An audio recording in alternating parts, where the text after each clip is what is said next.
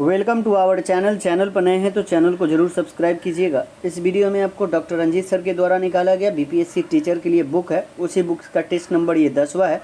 इसमें आपको 83 क्वेश्चन कराया गया है। जो बच्चा लगभग 70 के आसपास यानी 65 से 70 मान लेते हैं, इसके आसपास जो क्वेश्चन आप बना रहे हैं तो आपकी तैयारी बहुत अच्छा हो गया। टेस्ट को पूरा बनाएं क्योंकि अब टाइम नहीं बचा हुआ है, और अपना स्कोर कमेंट बॉक्स में ज़रूर बताइएगा। बहुत सारे स्टूडेंट का इसमें मैसेज आ रहा है मेरे पास कि सर तैयारी कैसे करें, सिलेबस क्या है, तो इसके बारे में मैं 1-2 दिन में वीडियो बनाने वाला हूँ। तैयारी अभी मान के चलते हैं लगभग 55 दिन बचा हुआ है। 55 दिन में आपको तैयारी कैसे करना है, सिलेबस क्या है, किस अकॉर्डिंग पढ़े कि आप बना सकते हैं और क्या क्वेश्चन पूछा जाएगा। देखिए 80 क्वेश्चन जी के जीएस से रहेगा, इस पर जो कमांड कर लेगा उसका रिजल्ट हो जाएगा, ठीक है। तो इसके बारे में मैं वीडियो 1-2 दिन में लाने वाला हूँ, और इस वीडियो को ज़्यादा से ज़्यादा शेयर कीजिए कि सभी लोगों तक पहुँच सके, ठीक है। चलिए अब हम लोग देखते हैं क्वेश्चन। पहला क्वेश्चन है कि निम्नलिखित में से कौन सा एक जानवर सारनाथ स्तंभ में उल्लेखित नहीं है। सारनाथ स्तंभ जो है वो क्या है बाबू, स्तंभ जो है वो धर्म चक्र परिवर्तन का एक प्रतीक है। और इस पे आपको कौन कौन से जानवर हैं पहले ये जान लीजिए। इस पे हाथी की चर्चा किया गया है। किसके बारे में, हाथी का चर्चा है। घोड़ा के बारे में चर्चा किया गया है, आपको घोड़ा के बारे में भी चर्चा किया गया है। बैल के बारे में भी चर्चा किया गया है, जिसको यहाँ पे सांड लिख दिया गया है। और सिंह यानी शेर के बारे में भी चर्चा किया गया है। हिरन के बारे में यहाँ पे चर्चा नहीं है। तो इसका राइट आंसर जो होगा वो ऑप्शन बी होगा, ठीक है। अगला क्वेश्चन देखते हैं कि भारतीय रिजर्व बैंक के पहले भारतीय गवर्नर का बात कर रहा है। तो भारतीय रिजर्व बैंक की स्थापना के बारे में जान लेते हैं। इसकी स्थापना 1 अप्रैल 1935 को हुआ था, और एक समिति बनाया गया था हिल्टन यंग समिति की सिफारिश पर भारतीय रिजर्व बैंक की स्थापना 1935 में किया गया था। और पहले भारतीय गवर्नर का नाम है सी.डी. देशमुख। क्या नाम है, सी.डी. देशमुख। इनका सी.डी. देशमुख का पूरा नाम जो है वो चिंतामन द्वारकनाथ देशमुख है, तो ठीक है। अगला क्वेश्चन हम लोग देखते हैं कि निम्नलिखित में से कौन सा पहला बैंक है जो भारत में एटीएम की शुरुआत किया था। देखिए भारत में एटीएम की शुरुआत करने वाला पहला बैंक का बात कर रहा है, एसबीआई नहीं होगा, ठीक है। इसमें हो जाएगा HSBC, ठीक है। HSBC जो है ये हांगकांग और शंघाई बैंकिंग कॉर्पोरेशन लिमिटेड है, और इसी ने पहली बार भारत में एटीएम की शुरुआत किया था। तो राइट आंसर ऑप्शन बी होगा, 9 की ए, ठीक है। अगला क्वेश्चन देखते हैं कि रामविलास पासवान अपने राजनीतिक सफर किस राजनीतिक दल से प्रारंभ किए थे। ये क्वेश्चन बीपीएससी पूछा हुआ है, 66वीं नहीं तो 67वीं, आप क्वेश्चन उठाकर दोनों देख लीजिए। इसमें ये क्वेश्चन पूछा हुआ है, और ये आपको संयुक्त सोशलिस्ट पार्टी से रामविलास पासवान ने अपना राजनीतिक सफर शुरू किया था, और ये 1960 के दशक में प्रथम विधानसभा में ये चुने गए थे। तो राइट आंसर ऑप्शन सी हो जाएगा, ठीक है। अगला क्वेश्चन देखते हैं। और 1977 में रामविलास पासवान जो है 1977 में लोकसभा चुनाव में ये तब सुर्खियों में आए थे जब उन्होंने हाजीपुर सीट से 4 लाख मतों से रिकॉर्ड से जीता था, ठीक है, 1977 में। अगला क्वेश्चन, ये भी क्वेश्चन जो है उसी समय पूछा गया था, यानी 66वीं या 67वीं में ये भी क्वेश्चन पूछा गया था कि बिहार के राजनीतिक में स्वर्गीय रघुवंश प्रसाद सिंह पहली बार किस लोकसभा के लिए निर्वाचित हुए थे। ये भी क्वेश्चन पूछा गया था। और ये जो निर्वाचित हुए थे बाबू, ये हुए थे 11वीं लोकसभा में। कौन, 11वीं लोकसभा। तो राइट आंसर कौन सा हो जाएगा, तो राइट आंसर जो हो जाएगा वो ऑप्शन सी हो जाएगा, ठीक है। अगला क्वेश्चन देखते हैं। अगला क्वेश्चन है कि विजयनगर साम्राज्य का पहला शासक कौन था जिसने बहमनियों से गोवा के महत्वपूर्ण किले को छीना था। तो विजयनगर साम्राज्य का वो शासक के बारे में बात कर रहा है जो बहमनियों से गोवा छीन लिया था। याद रखिएगा हरिहर द्वितीय जो था यही छीना था। तो राइट आंसर कौन सा, ऑप्शन सी हो जाएगा। ये संगम वंश का शासक था, इसने बहमनियों से गोवा छीना था। अगला क्वेश्चन देखते हैं कि तालीकोट के युद्ध से समय विजयनगर साम्राज्य में किस राजवंश का शासन था। तालीकोट का युद्ध पहले याद कर लीजिएगा, ये क्वेश्चन पूछता है। तो तालीकोट का युद्ध जो हुआ था वो 1565 में विजयनगर और बहमनी साम्राज्य के बीच हुआ था, ठीक है, जिसमें बहमनियों ने जीत हासिल किया था, ठीक है। तो 1565 में हुआ था। अब यहाँ पे क्वेश्चन है कि तालीकोट का युद्ध के समय विजयनगर साम्राज्य में किस राजवंश का शासन था।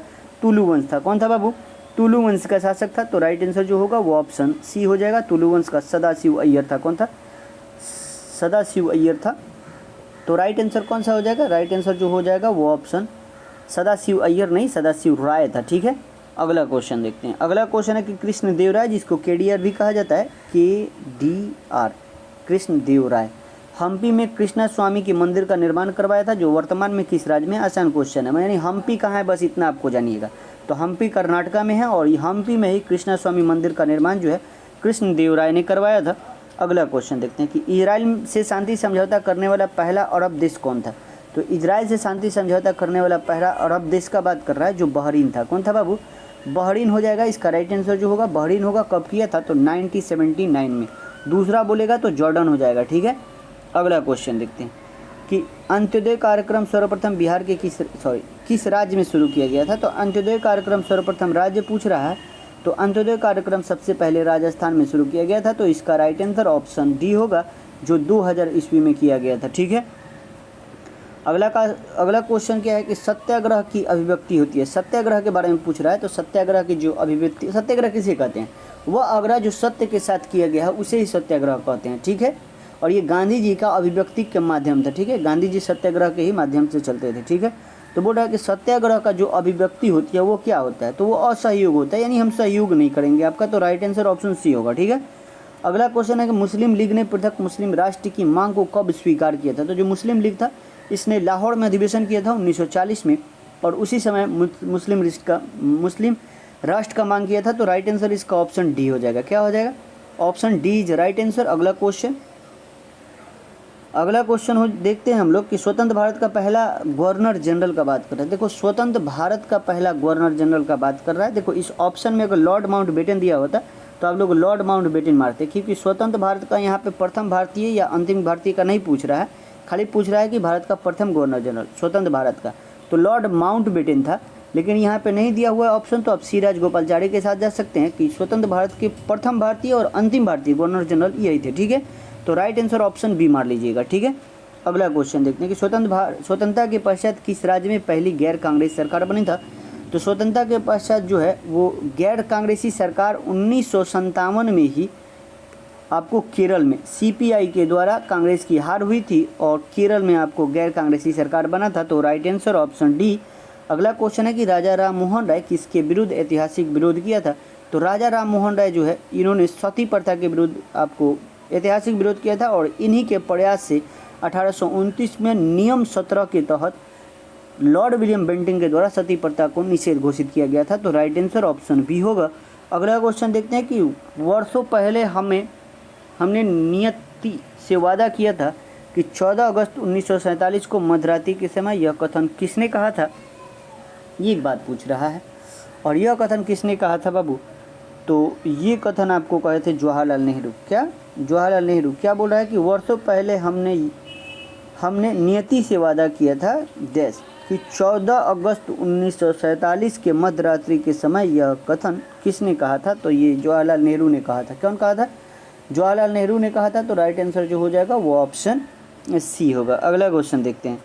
अगला क्वेश्चन जो दिया हुआ है कि कलकत्ता, मुंबई और मद्रास में उच्च न्यायालय की स्थापना कब हुआ था। तो कलकत्ता, बम्बई और मद्रास में जो उच्च न्यायालय है, और उच्च न्यायालय यहाँ पे जो बना था बाबू वो 1862 में। कब, 1862 में बना था। तो राइट आंसर कौन सा हो जाएगा, राइट आंसर ऑप्शन सी हो जाएगा। 1861 में भारतीय उच्च न्यायालय अधिनियम के तहत ब्रिटिश संसद द्वारा पारित करने की अनुमोदन मिलने के बाद 1862 में कोलकाता, मुंबई और मद्रास में उच्च न्यायालय की स्थापना किया गया था। अगला क्वेश्चन है कि इंडियन फॉर इंडियंस किताब किसका है। इंडिया फॉर इंडियंस किताब का बात कर रहा है, और ये किताब बाबू किनका है, तो चित्तरंजन दास का है। किनका द्वारा, चित्तरंजन दास, जिनको CR दास कहा जाता है। चित्तरंजन दास द्वारा ही 1917 में इसे लिखा गया था। तो राइट आंसर ऑप्शन ए होगा। अगला क्वेश्चन है कि भागलपुर में नमक सत्याग्रह का नेतृत्व किसने किया था। देखिए यहाँ पे क्वेश्चन बहुत अच्छा है, बिहार भी पढ़िएगा। देखिए भागलपुर के बारे में बात करें। अब भागलपुर में नमक सत्याग्रह पहले कब चला था, तो 1930 में चला था। और नमक सत्याग्रह को आपको सविनय अवज्ञा आंदोलन भी कहा जाता है।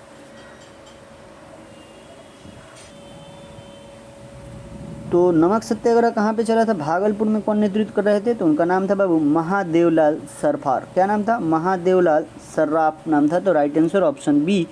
अगला क्वेश्चन है कि मौलाना अबुल कलाम आज़ाद ने 1912 ईस्वी में एक उर्दू साप्ताहिक अल हिलाल शुरू किया, किंतु ब्रिटिश सरकार द्वारा उस पर प्रतिबंध लगा दिए जाने के बाद अल बलाग की स्थापना किया था। कब किए थे ये पूछ रहा है, और ये आपको हुआ था बाबू 1913 में। मौलाना अबुल कलाम आज़ाद के द्वारा अल हिलाल पत्रिका जो है उन्हीं का है, और इस पर प्रतिबंध लगाने के बाद अल बलाग नाम से 1913 में आया था। ठीक है, अगला क्वेश्चन हम लोग देखते हैं बाबू। अगला क्वेश्चन क्या है, अगला क्वेश्चन है कि विश्वव्यापी तापन का संभावित परिणाम क्या हो सकता है। क्या बोल रहा है कि विश्वव्यापी तापन का संभावित परिणाम के बारे में पूछ रहा है। तो याद रखिएगा, ये समुद्र स्तर में जो वृद्धि हो जाएगा, फसल स्वरूप में परिवर्तन हो जाएगा, तटरेखा में भी परिवर्तन हो जाएगा। तो इसका राइट आंसर जो होगा वो ऑप्शन डी होगा। क्या होगा, option D is a right answer. अगला क्वेश्चन हम लोग देखते हैं। अगला क्वेश्चन है कि निम्नलिखित में से कौन सा कथन सही है। कौन सा कथन सही है का बात कर रहा है यहाँ पे, और छोटा कर लेते हैं। कौन सा कथन सही है दे रहा है, देखते हैं हम लोग। पहला कथन दिया हुआ कि वायु के ताप में बढ़ोतरी से वायु की नमी धारा करने की क्षमता कम हो जाती है। ये बात गलत है। ताप में वृद्धि से वायु दाब कम हो जाता है। वायु का दाब ताप में वृद्धि होने से कम नहीं होता है। बोल रहा है कि निरपेक्ष आर्द्रता को वायु के प्रति घन मीटर ग्राम में व्यक्त किया जा सकता है। ये भी बात गलत दिया हुआ है। अगला क्या दिया हुआ है कि प्रति 165 मीटर की ऊंचाई के जाने पर तापमान में 1 डिग्री कमी आती है। ठीक है, ये बात सही दिया हुआ है। ऊंचाई बढ़ने के साथ जो होता है वो तापमान जो घटता है। ठीक है, तो राइट आंसर इसका जो हो जाएगा वो ऑप्शन डी हो जाएगा। अगला क्वेश्चन देखते हैं कि जो वन चक्रवातों के अवरोधक का कार्य करते हैं वन कौन सा होता है। जो चक्रवात आता है उसके अवरोधक यानी उसके रोकने का कार्य करता है, और उस वन को क्या कहा जाता है बाबू, तो उस वन को मैग्रो वन कहा जाता है। तो राइट आंसर होगा ऑप्शन बी हो जाएगा। ठीक है, अगला क्वेश्चन है कि विश्व की 25% भूमि को आच्छादित करने वाला सबसे बड़ा वन कौन सा है। तो याद रखिएगा सबसे बड़ा वन का बात कर रहा है जो साइबेरियन का टैगा वन है। क्या है बाबू, साइबेरियन का टैगा वन। तो राइट आंसर ऑप्शन बी। अगला क्वेश्चन हम लोग देखते हैं कि कहाँ के वृक्ष कम अथवा अधिक समय के लिए पत्तियों को रहित हो जाते हैं। तो कहाँ के बाबू, तो याद रखिएगा ये पर्णपाती वन होते हैं। कैसे वन होते हैं, पर्णपाती वन। तो राइट आंसर ऑप्शन डी होगा। अगला क्वेश्चन है कि वृद्ध हिमालय स्थित एक ठंडा रेगिस्तान है। तो वृद्ध जो हिमालय है इसमें स्थित एक ठंडा रेगिस्तान के बारे में बात कर रहा है, और ये कौन सा हो जाएगा बाबू। देखिए इस ऑप्शन के हिसाब से आप आराम से मार सकते हैं, लद्दाख हो जाएगा। ठीक है, अगला क्वेश्चन देखते हैं। अगला क्वेश्चन है कि नागा, खासी और गारो पहाड़ी स्थित है। ये कहाँ पे स्थित है। गारो, खासी और नागा का बात कर रहा है। ये पहाड़ी पूछ रहा है कि कहाँ पे है। तो याद रखिएगा ये पहाड़ी जो है बाबू पूर्वांचल पर्वतमाला में है। तो राइट आंसर जो होगा वो ऑप्शन ई हो जाएगा। और ये पहाड़ी जो है ये आपको मेघालय में है। कहाँ पे, अगर राज्य पूछेगा तो मेघालय में दिया गया है। अगला क्वेश्चन देखते हैं कि निम्नलिखित में से भारत में सबसे शुष्क क्षेत्र कौन सा है। सबसे शुष्क क्षेत्र का बात कर रहा है। भारत में सबसे शुष्क क्षेत्र इसमें से, तो याद रखिएगा मारवाड़ हो जाएगा। कौन, मारवाड़ जो हो जाएगा। राइट आंसर जो हो जाएगा ये जोधपुर का। जोधपुर संभाग राजस्थान के मारवाड़ क्षेत्र कहलाता है, जिसमें बारामेर, नागौर, जोधपुर के एरिया आता है। ठीक है, अगला क्वेश्चन देखते हैं कि आराकानयोमा प्रसार उस हिमालय का है जो स्थित है। तो आराकानयोमा कहाँ पे है बाबू, ये पूछ रहा है। तो याद रखिएगा ये आपको है म्यांमार में। कहाँ पे, म्यांमार। तो राइट आंसर ऑप्शन बी। अगला क्वेश्चन है कि भारत की पहली बहुउद्देशीय परियोजना का निर्माण किस नदी पे हुआ था। तो भारत की पहली बहुउद्देशीय परियोजना का बात कर रहा है बाबू। याद रखिएगा ये दामोदर हो जाएगा। क्या हो जाएगा, दामोदर घाटी परियोजना। स्वतंत्र भारत का प्रथम बहुउद्देशीय परियोजना था। झारखंड और पश्चिम बंगाल राज्य में फैला हुआ दामोदर घाटी परियोजना जो है संयुक्त राज्य अमेरिका की टेनेसी घाटी परियोजना से ये आपको लिया गया था। ठीक है, और इसका 1948 में बनाया गया था। अगला क्वेश्चन हम लोग देखते हैं बाबू। अगला क्वेश्चन दिया है कि नागा अर्जुन बांध का निर्माण किस नदी पे हुआ है। नागा अर्जुन का बात कर रहा है, और नागा अर्जुन बांध जो है बाबू ये नदी के बारे में पूछ रहा है। तो नदी जो हो जाएगा आपको कृष्णा नदी पे है। किस नदी पे है, कृष्णा नदी पे। दक्षिण भारत की द्वितीय सबसे बड़ी नदी है। प्रथम जो है प्रथम बोलेगा तो दामोदर नदी है। सॉरी, दामोदर नदी नहीं है। देखिए ये दक्षिण भारत का द्वितीय सबसे बड़ी नदी है। ठीक है, द्वितीय सबसे बड़ी नदी कौन सी है, आपको कृष्णा हो जाएगा। और प्रथम का बात करेगा, मेरे दिमाग पे नहीं आ रहा है, प्रथम जो हो जाएगा आपको, प्रथम नदी जो है वो गोदावरी है। ठीक है, तो दक्षिण भारत को उसको गंगा भी कहा जाता है। गोदावरी को जो आपको महाराष्ट्र से निकलती है, महाराष्ट्र की एक पहाड़ी है त्रिमंबक पहाड़ी, उसी से निकलती है गोदावरी। और दूसरी हो जाएगी कृष्णा, और कृष्णा नदी पे ही नागार्जुन सागर बांध बनाया गया है। अगला क्वेश्चन है कि राष्ट्रीय राजमार्ग 1 लेह को प्लस दर्रा होते हुए कश्मीर घाटी से जोड़ता है। तो राष्ट्रीय राजमार्ग 1 ए जो है लेह को किससे जोड़ता है, ये क्वेश्चन पूछ रहा है। और लेह को ये जोजिला से जोड़ता है। किससे, लेह को जोजिला से राष्ट्रीय राजमार्ग 1 ए जोड़ता है कश्मीरी घाटी को। ठीक है, अगला क्वेश्चन देखते हैं कि छोटा नागपुर पठार क्षेत्र में देखे जाने वाले पैटस धब्बा क्या है, ये पूछ रहा है। और ये पैटस धब्बा जो है लेटेराइट का निक्षेपण है। तो इसका राइट आंसर ऑप्शन ई हो जाएगा। अगला क्वेश्चन देखते हैं कि कोई व्यक्ति भारत के 3 अलग अलग राज्यों के में स्थित रणथंभौर, गिर और बांदीपुर राष्ट्रीय उद्यान नेशनल पार्क देखना चाहता है। इस संबंध में उसे निम्नलिखित में से किस राज्य में जाने की आवश्यकता नहीं है का बात कर रहा है। तो इस हिसाब से आपको ये जानना जरूरी है कि ये रणथंभौर किस राज्य में है, गिर कहाँ पे है और बांदीपुर कहाँ पे है। तो इस ऑप्शन में हम लोग देख लेते हैं कौन सा हो सकता है। ठीक है, देखिए इसमें मध्य प्रदेश नहीं होगा। क्यों नहीं होगा कि गिर जो है ना, गिर जो बोला था, गिर यहाँ पे गुजरात में है। रणथंभौर बोला था तो रणथंभौर कहाँ पे है, तो राजस्थान में है। और बांदीपुर बोला था जो कर्नाटका में है। मध्य प्रदेश की यहाँ पे कोई नेशनल पार्क नहीं था, तो राइट आंसर ऑप्शन बी होगा। ठीक है, अगला क्वेश्चन है कि सूची 1 को सूची 2 से मिलान कीजिए और सूची नीचे दिए गए कूट का प्रयोग करके सही उत्तर को मिलाना है। चलिए अब हम लोग देखते हैं इसको कैसे मिलाया जाए, क्योंकि ये बहुत बड़ा हो जाएगा क्वेश्चन। इसको छोटा कर लेते हैं हम। ठीक है, अब बांदीपुर नेशनल पार्क के बारे में बात करें, हम यहीं पे लिख देते हैं। बांदीपुर नेशनल पार्क कर्नाटका में है। गिर नेशनल पार्क जो है ये गुजरात में है। मानस का बात कर रहा है तो मानस बाबू असम में है। कहाँ पे है, असम में। रेहला नेशनल पार्क का बात करेगा तो इसको हिमाचल प्रदेश मारिएगा। ठीक है, तो आपको सब बता दिए। बांदीपुर कहाँ पे, बांदीपुर कर्नाटका, गिर गुजरात में, मानस असम और रेहला हिमाचल प्रदेश। इस तरह अब हम लोग ऑप्शन देख लेते हैं। अब ऑप्शन के हिसाब से इसमें से जो हो जाएगा वो सी दिख रहा है हमको। ठीक है, अगला क्वेश्चन हम लोग देखते हैं। अगला क्वेश्चन है कि क्या बोल रहा है कि पूर्ण प्रतिस्पर्धा की स्थिति में किस फर्म की संतुलन अवस्था निर्धारित होगी, जब। तो जब कब होगा बाबू, तो सीमांत राजस्व जो बड़ा होगा सीमांत लागत से।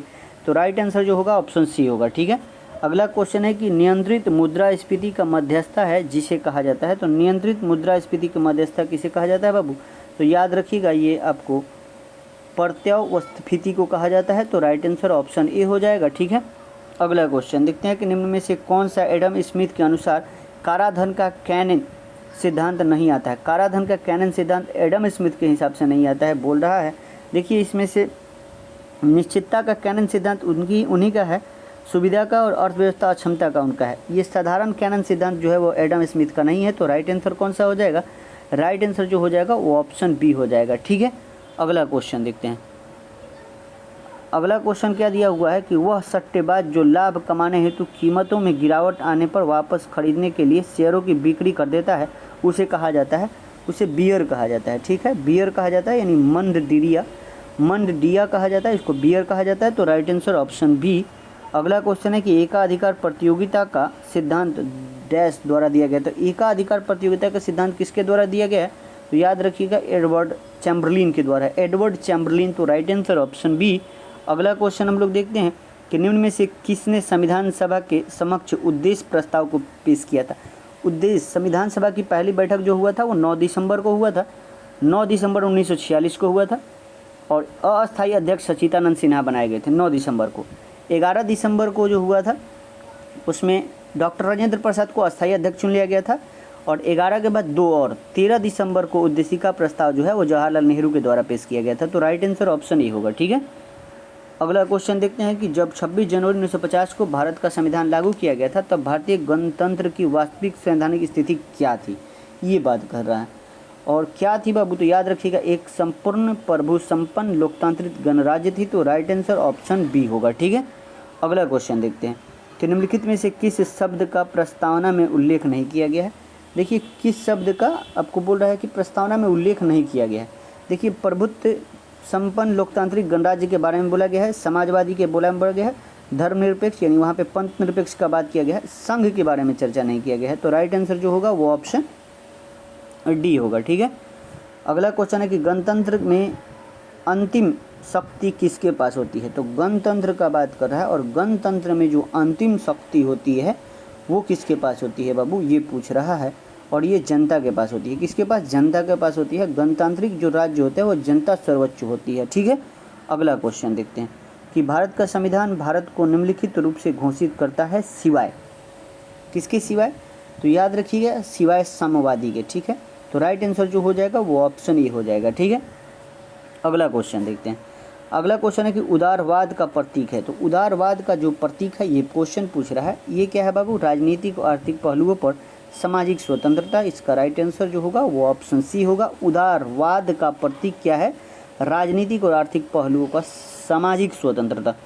अगला क्वेश्चन है कि बिहार में सर्च लाइट समाचार पत्र के संपादक का बात कर रहा है, और बिहार में सर्च लाइट समाचार के संपादक जो हैं वो कौन है बाबू? तो याद रखिएगा उनका नाम क्या है बाबू?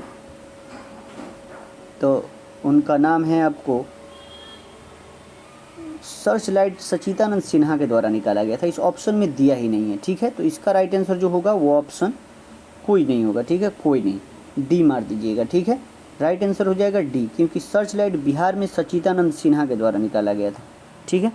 अगला क्वेश्चन देखते हैं, और यहाँ पे जो है सर के द्वारा जो बुक निकाला गया है उसमें ऑप्शन बी दिया हुआ है, जो गलत बात है, ठीक है।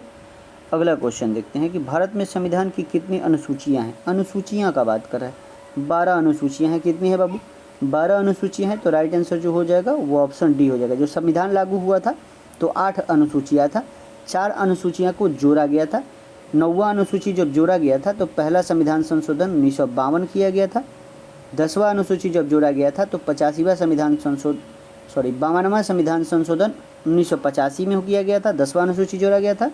और 11वां जब जोड़ा गया था वो 73वां संविधान संशोधन 1992 में आपको किया गया था, 11वां अनुसूची जोड़ा गया था। और 74वां संविधान संशोधन के तहत 12वां अनुसूची जोड़ा गया था। तो राइट आंसर ऑप्शन डी होगा, ठीक है।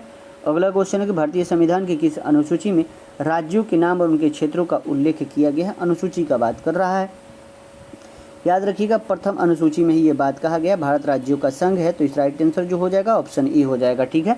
अगला क्वेश्चन देखते हैं कि निम्नलिखित में से किस अनुसूची में देश के विभिन्न राज्यों के अनुसूचित क्षेत्रों और अनुसूचित जनजाति के प्रशासन और नियंत्रण के उपबंध किया गया है? तो ये किस अनुसूची में बात किया गया है? और ये 5वीं अनुसूची में बात किया गया है। तो राइट आंसर ऑप्शन बी होगा। अगला क्वेश्चन देखते हैं हम लोग। अगला क्वेश्चन है कि एक साधारण सूक्ष्मदर्शी में अंतिम प्रतिबिंब होता है। क्या बोल रहा है? एक साधारण सूक्ष्मदर्शी का अंतिम प्रतिबिंब जो होता है वो बात कर रहा है, और वो क्या होता है बाबू? आभासी और आवर्धित और सीधा होता है। आभासी, आवर्धित और सीधा। साधारण सूक्ष्मदर्शी में अंतिम प्रतिबिंब आभासी यानी आभासी और आवर्धित, आवर्धित मतलब बड़ा और सीधा होता है, ठीक है। अगला क्वेश्चन देखते हैं। अगला क्वेश्चन है कि निम्नलिखित में से कौन सा शब्द ध्वनि तरंगों से संबंधित नहीं है? ध्वनि तरंग से संबंधित नहीं है ये बात कह रहा है, और ध्वनि तरंग से संबंधित जो है वो कैंडेला इसमें नहीं दिख रहा है। हर्ट्ज हो जाएगा, डेसिबल मैक संख्या होती है। कैंडेला जो होता है वो ज्योति तीव्रता का ऐसा मात्रक होता है, ठीक है। तो राइट आंसर जो होगा वो ऑप्शन सी होगा, ठीक है। अगला क्वेश्चन देखते हैं। अगला क्वेश्चन है कि वातावरण के अंदर क्षैतिज ऊष्मा अंतरण को क्या कहा जाता है? तो वातावरण के अंदर क्षैतिज ऊष्मा अंतरण को क्या कहा जाता है? वातावरण के अंदर क्षैतिज ऊष्मा अंतरण को क्या कहा जाता है? तो याद रखिएगा इसको क्या कहा जाता है? तो आपको अभिवहन कहा जाता है, जिसे एडैक्शन कहते हैं। तो राइट आंसर ऑप्शन क्या हो जाएगा? ए हो जाएगा, ठीक है। अगला क्वेश्चन देखते हैं कि निम्नलिखित में से किस अम्ल का प्रयोग एस्प्रीन बनाने में करते हैं? तो एस्प्रीन बनाने में किस अम्ल का प्रयोग करते हैं? तो याद रखिएगा हम लोग साइक्लिक अम्ल का प्रयोग करते हैं एस्प्रीन बनाने में। तो राइट आंसर ऑप्शन बी हो जाएगा। अगला क्वेश्चन देखते हैं हम लोग। अगला क्वेश्चन है कि हेमेटाइट अयस्क है। तो हेमेटाइट अयस्क किसका है? तो हेमेटाइट बाबू ये अयस्क है लोहे का। किसका है? लोहे का अयस्क है। राइट आंसर ऑप्शन बी हो जाएगा। अगला क्वेश्चन देखते हैं। अगला क्वेश्चन है कि निम्न में से कौन सा अम्ल सेब में उपस्थित होता है? तो सेब में कौन सा अम्ल होता है ये बात पकड़ रहा है, और सेब में जो अम्ल होता है बाबू वो आपको मैलिक अम्ल होता है। तो राइट आंसर जो हो जाएगा वो ऑप्शन सी हो जाएगा। क्या हो जाएगा? सी हो जाएगा। अगला क्वेश्चन देखते हैं कि डिलोनिक्स रेजिया रेफिन वैज्ञानिक नाम है। ये किसका नाम है? बोल रहा है कि डिलोनिक्स रेजिया रेफिन वैज्ञानिक नाम है, और ये नाम किसका है? तो याद रखिएगा ये गुलमोहर जो होता है उसी का नाम है। इस टाइप का क्वेश्चन नहीं पूछता है बीपीएससी। अगला क्वेश्चन है कि मानव कंकाल परीक्षण किसके लिए किया जाता है? तो जो मानव का कंकाल का परीक्षण है वो किसके लिए किया जाता है? तो याद रखिएगा ये आंतरिक आयु के लिए। किसके लिए? आंतरिक आयु के बारे में पता करने के लिए। तो राइट आंसर ऑप्शन बी। अगला क्वेश्चन है कि मानव शरीर की कुल कितनी अस्थियाँ होती है? आसान क्वेश्चन है। हड्डियों की संख्या 206 होती है। हाथ, एक हाथ में 30 हड्डी होता है, तो 2 हाथ है तो 60 हड्डी हो जाएगा। इसी तरह पैर में भी होता है 30 × 2 मान लीजिए 60 हड्डी, तो 60 120 तो पैर में ही होता है हाथ मिलाकर, ठीक है। 206 हड्डी होता है पूरा।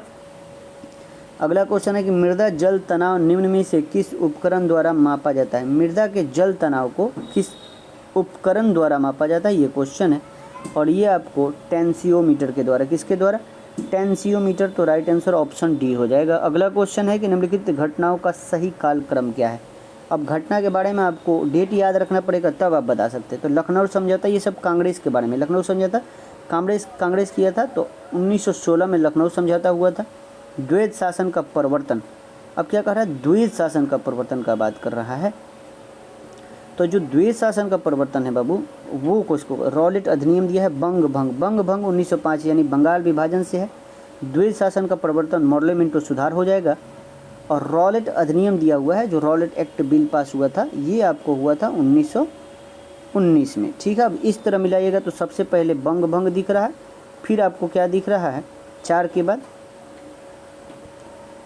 बाद आपको दिख रहा है द्वैध शासन का प्रवर्तन का बात करें, यानी मॉर्लेमेंटो सुधार हुआ था, उसी में द्विराष्ट्र सिद्धांत बोया गया था। तो द्वैध राज शासन का प्रवर्तन का बात कर रहा है। तो इस तरह हम लोग मिलाएंगे बाबू, तो कौन सा हो जाएगा, 4 2 उसके बाद 1 3, 4 2 1 3 कहीं दिया हुआ है, नहीं दिया हुआ है। तो आप इसमें से कोई ऑप्शन और दिया हुआ ऑप्शन देख लेते हैं, नहीं दिया हुआ है। तो 4 हो जाएगा, उसके बाद 2 हो जाएगा, उसके बाद 1 होगा, उसके बाद 3 होगा। ठीक है, इसमें ऑप्शन में कहीं पे नहीं दिया गया है। अगला क्वेश्चन हम लोग देखते हैं।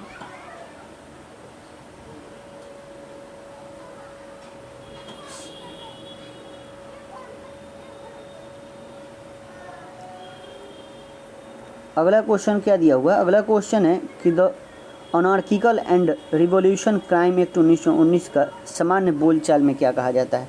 देखिए, सामान्य बोलचाल में इसको क्या कहा जाता है बाबू, इसी को रॉलेट एक्ट कहा जाता है। तो राइट आंसर क्या हो जाएगा, ऑप्शन ए। इसको रॉलेट एक्ट को क्या कहा जाता है, the anarchical and revolution crime act 1919 को रॉलेट एक्ट कहा जाता है। अगला क्वेश्चन देखते हैं। अगला क्वेश्चन जो दिया हुआ है कि अखिल भारतीय राजनीतिक में गांधी जी का पहला साहसिक कदम कौन सा था। तो गांधी जी भारत में आए थे ना, उनका प्रथम जो साहसिक कदम था वो चंपारण आंदोलन था। तो भारत में गांधी जी का प्रथम जो आंदोलन था 1917 में चंपारण आंदोलन हुआ था, जो 3 कठिया पत्ती पर आधारित था। ठीक है, जो 3/20 यानी 20 कट्ठा के 3 कट्ठा में नील की खेती करना अनिवार्य था। अगला क्वेश्चन है कि हंटर आयोग की नियुक्ति की गई थी। हंटर आयोग, और हंटर आयोग की नियुक्ति जो की गई थी बाबू, वो आपको जालियांवाला बाग हत्याकांड के बाद किया गया था। तो राइट आंसर जो होगा वो ऑप्शन बी हो जाएगा। और जालियांवाला बाग के जो कांड हुआ था, इसी पे हंटर आयोग का जो रिपोर्ट आया था, उस रिपोर्ट को गांधी जी ने कहा था पन्ने दर पन्ना लीपापोती की संज्ञा दिया था। ठीक है, अगला क्वेश्चन देखते हैं कि स्वदेशी और बहिष्कार पहली बार किस घटना के दौरान संघर्ष की विधि के रूप में अपनाया गया था। तो स्वदेशी और बहिष्कार सर्वप्रथम जो अपनाया गया था वो बंगाल विभाजन के विरुद्ध में अपनाया गया था। राइट आंसर, स्वदेशी मतलब स्वदेश से बना ही चीज़ का उपयोग करेंगे। बहिष्कार का अंग्रेजों के द्वारा जो भी चीज़ था सब बहिष्कार किया जाता था उसका। ठीक है, अगला क्वेश्चन देखते हैं हम लोग कि निम्नलिखित में से कौन सा एक चंपारण सत्याग्रह का अति महत्वपूर्ण पहलू है। पहलू का बात कर रहा है, याद रखिएगा। इसमें से देखते हैं तो भारत के राष्ट्रीय आंदोलन में किसान असंतोष को सम्मिलित होना, तो इस सबसे बड़ी पहलू थी। तो राइट आंसर जो होगा वो ऑप्शन सी होगा। ठीक है, अगला क्वेश्चन देखते हैं कि स्वतंत्रता आंदोलन के क्रांतिकारी आतंकवादी का पहला महत्वपूर्ण साहसिक कार्य बर्रा डकैती स्थान है। बर्रा डकैती स्थान के बारे में पूछ रहा है, और ये कहाँ हुआ था।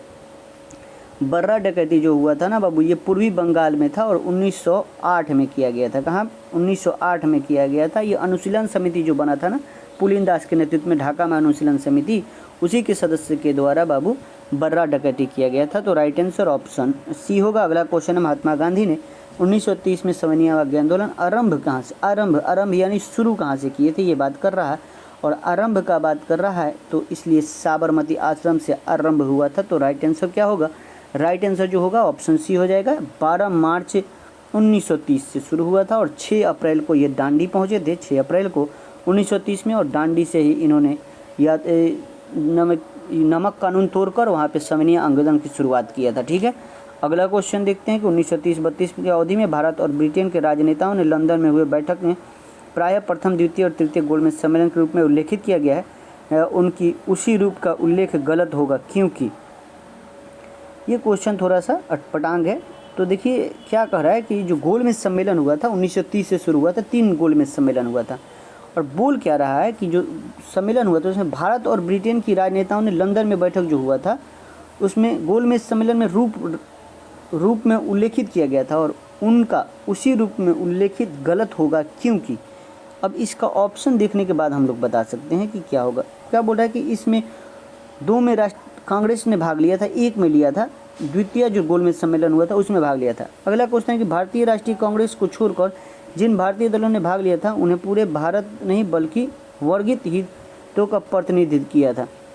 ये भी बात नहीं होगा, कुछ हो सकता है इसमें। अगला दिया कि ब्रिटेन से लेबर पार्टी सम्मेलन के बीच से हट रही थी और सम्मेलन की कार्यवाही पक्षपात हो रही थी। फिर आगे बोल रहे ये तीनों अलग अलग सम्मेलन नहीं था अपितु यह एक ही सम्मेलन की अवस्था थी जो 3 सत्रों में संपन्न हुआ था। ये बात सही दिया हुआ है, तो इसका राइट आंसर ऑप्शन डी हो जाएगा। क्या हो जाएगा? ऑप्शन डी हो जाएगा। अगला क्वेश्चन हम लोग देखते हैं बाबू, अगला क्वेश्चन क्या दिया हुआ है। अगला जो क्वेश्चन दिया हुआ है कि कैबिनेट मिशन योजना के विषय में निम्नलिखित में से कौन सा विकल्प सही नहीं है। देखिए ये प्रांतीय सामूहिकरण था, भारतीय सदस्यों द्वारा अंतरिम मंत्रिमंडल ये भी था, भारतीय विभाजन को स्वीकृति, ये बात गलत दिया हुआ है, तो इसका राइट आंसर ऑप्शन सी होगा। अगला क्वेश्चन देखते हैं कि सूची 1 को सूची 2 से मिलाना है। देखते हैं हम लोग मिला के। देखिए बाबू इस तरह आप मिलाइएगा तो उष्णकटिबंधीय जो हो जाएगा, उष्णकटिबंधीय वन जो हो जाएगा वो साइलेंट वैली में, और शंकु वृक्ष वन का बात कर रहा है तो ये शंकु वृक्ष वन हिमाचल प्रदेश हो जाएगा। कच्छ मैंग्रोव वन, कच्छ से ही आप बता सकते हैं ये कहाँ पाया जाएगा, तो कच्छ मैंग्रोव वन किधर पाया जाता है। मैंग्रोव वन सबसे ज़्यादा वनस्पति जो पाया जाएगा वो सुंदरवन, पतझड़ राजस्थान हो जाएगा। तो इस तरह हम लोग मिला लेंगे कौन सा हो जाएगा इसमें, तो इसमें से डी होगा। ठीक है, डी मार लीजिएगा। अगला क्वेश्चन चिपको आंदोलन है, तो चिपको आंदोलन किससे संबंधित था? वृक्ष को बचाने के लिए आंदोलन था, तो इसका राइट आंसर ऑप्शन बी होगा। अगला क्वेश्चन है कि करेरा अभ्यारण्य कहाँ है? करेरा का बात कर रहा है, और करेरा जो अभ्यारण्य है ये मध्य प्रदेश में है। कहाँ पे है?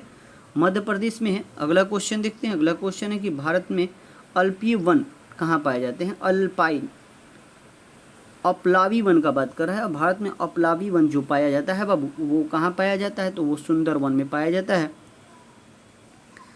अगला क्वेश्चन है कि इनमें से कौन सा जैव विविधता के लिए बड़ा खतरा है? जैव विविधता के लिए बड़ा खतरा का बात कर रहा है इसमें से, तो ये प्राकृतिक आवासों और वनस्पतियों का विनाश और झूम की खेती, तो इसका राइट आंसर ऑप्शन सी हो जाएगा। ठीक है, अगला क्वेश्चन है कि काजीरंगा किसके लिए जाना जाता है? तो काजीरंगा ये जानते हैं गैंडा के लिए प्रसिद्ध है, तो राइट आंसर कौन सा हो जाएगा?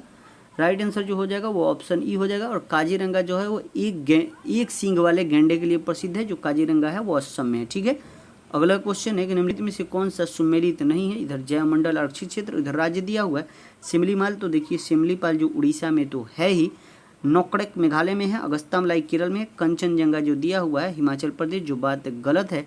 क्यों? क्योंकि कंचनजंगा जो है वो कहाँ पे है बाबू? तो कंचनजंगा सिक्किम में है, न कि हिमाचल में है। अगला क्वेश्चन देखते हैं कि निम्नलिखित में से भारत में कौन जैव विविधता का एक संवेदनशील स्थान माना जाता है? तो जैव विविधता का संवेदनशील स्थान किसको माना जाता है बाबू? तो पश्चिमी घाट को माना जाता है। अगला क्वेश्चन है कि भारतवर्ष का प्रथम राष्ट्रीय उद्यान, तो भारतवर्ष का प्रथम राष्ट्रीय उद्यान का बात कर रहा है, और ये था जिम कॉर्बेट राष्ट्रीय उद्यान, जो कहाँ पे है बाबू? तो उत्तराखंड में है, तो राइट आंसर ऑप्शन बी होगा। अगला क्वेश्चन है कि ग्लोबल वार्मिंग की स्थिति वातावरण में किस गैस के गहनता से पैदा होती है? तो ग्लोबल वार्मिंग के लिए एक गैस नहीं है, लेकिन सबसे ज़्यादा कार्बन डाइऑक्साइड हो जाएगा इसमें। राइट आंसर ऑप्शन बी मार लीजिएगा। अगला क्वेश्चन देखते हैं कि भैरमगढ़ अभ्यारण्य किस जिले में है? भैरमगढ़ अभ्यारण्य का बात कर रहा है, और ये बीजापुर में है। कहाँ पे है? बीजापुर। अगला क्वेश्चन है कि कच्छ वनस्पति का सुंदरवन निम्नलिखित में से किस राज्य में स्थित है? तो सुंदरवन बाबू पश्चिम बंगाल में है। कहाँ पे है? पश्चिम बंगाल में। आज का अंतिम क्वेश्चन है कि भारत में जैव विविधता अधिनियम किस वर्ष पारित किया गया था? तो जैव विविधता अधिनियम 2002 में। Right answer option B. आज के लिए इतना ही, मिलते हैं अगले वीडियो में। जय हिंद, जय भारत।